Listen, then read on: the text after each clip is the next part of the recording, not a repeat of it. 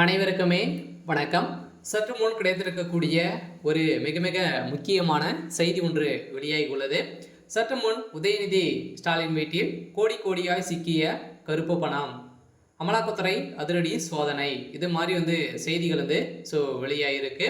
சொல்ல பார்த்தீங்கன்னா இப்போ சமீப காலத்தில் பார்த்தீங்கன்னா டாஸ்மாக் கூடிய நிறுவனத்தில் நடந்த ரைடுகள் பார்த்தீங்கன்னா எக்கச்சக்கமான பணங்கள் சிக்கியது. ஸோ அதே மாதிரி மறைமுகமாக 1000 கோடிக்கு மேலே மெகா ஊழல் நடந்திருக்கு அப்படின்ற மாதிரி அமலாக்கத்துறை அதிரடியாக கண்டறிந்து தகுந்த ஆதாரத்தோடு பார்த்தீங்கன்னா நீதிமன்றத்தில் சமன் செய்திருந்தாங்க. ஸோ இந்த நிலையில் செந்தில் பாலாஜி அவர்கள் மறைமுகமே 40,000 கோடிக்கு மேலே மெகா ஊழல் நடந்திருக்கு அப்படின்ற மாதிரி ரகசிய தகவல் கிடைத்திருக்கக்கூடிய நிலையில் இப்போ அந்த பணங்கள் எங்கே இருக்குது அப்படின்னு தான் அமலாக்கத்துறைக்கு தெரியாமல் இருந்திருந்த நிலையில் இப்போ திடீர்னு பார்த்தீங்கன்னா இன்று காலையிலேருந்தே உதயநிதியுடைய ஸ்டாலினுடைய வீட்டில் அதிரடியாக கொச்சியில் இருக்கக்கூடிய பண்ணை வீட்டில் பார்த்தீங்கன்னா ரைடுகள் நடந்துட்டு வருது.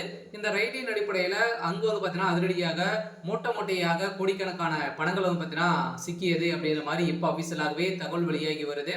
ஸோ இந்த நிலையில் பார்த்தீங்கன்னா உதயநிதி ஸ்டாலின் அவர்கள் அதிரடியாக கைது செய்யப்படுறதுக்கான அனைத்து ஏற்பாடுகளுமே நடந்திருக்கு. இருந்த தகுந்த ஆதாரத்தோடு பார்த்தீங்கன்னா பணங்கள் இருந்து வருவதாக உதயநிதி ஸ்டாலின் அவர்கள் சொல்லியிருந்தாலுமே இப்போ பார்த்தீங்கன்னா இந்த டாஸ்மாக் கூடிய நிறுவனத்தில் நடந்த ரைட்டின் அடிப்படையில் செந்தில் பாலாஜி அவர்கள் கஸ்டடியில் இருக்காரு. ஸோ அவர் பார்த்தீங்கன்னா கொடுத்த வாக்குமூலத்தின் அடிப்படையிலும் அதே மாதிரி செந்தில் பாலாஜியுடைய தம்பி அசோக்குமார் அவர்கள் பார்த்தீங்கன்னா இப்போ வசமாக சிக்கியிருக்காரு. இதன் அடிப்படையில் அவர் கொடுத்த வாக்குமூலத்தின் அடிப்படையில் இப்போ உதயநிதி ஸ்டாலினுடைய கதை ஒட்டுமொத்தமாக முடிந்திருக்கு. ஏற்கனவே உதயநிதி ஸ்டாலின் அவர்கள் நிறைய பிரச்சனைகளை சிக்கிக்கொண்டு தவிச்சிட்டு இருக்கக்கூடிய நிலையில இப்போ உதயநிதியுடைய வீட்டில் காலையிலேருந்தே ரைடுகள் நடக்குது. ஸோ அதே மாதிரி எக்கச்சக்கமான நிறைய டாக்குமெண்ட்டுகளும் அதே மாதிரி நிறைய பணங்கள் சிக்கி வருது. சில போலீஸ் பாதுகாப்போடு தான் பார்த்தீங்கன்னா சென்னையில் காலையிலேருந்தே ஒரு பரபரப்பை ஏற்படுத்தும் விதமாக தான் இருக்கு. இருந்தாலுமே திமுகவுடைய ஆட்சி நடத்தக்கூடிய தகுதிகள் திமுகவுடைய தலைமையகத்துக்கு இல்லை அப்படின்ற மாதிரி நிறைய பிரஷர்கள் ஜனாதிபதியிலிருந்தே நிறைய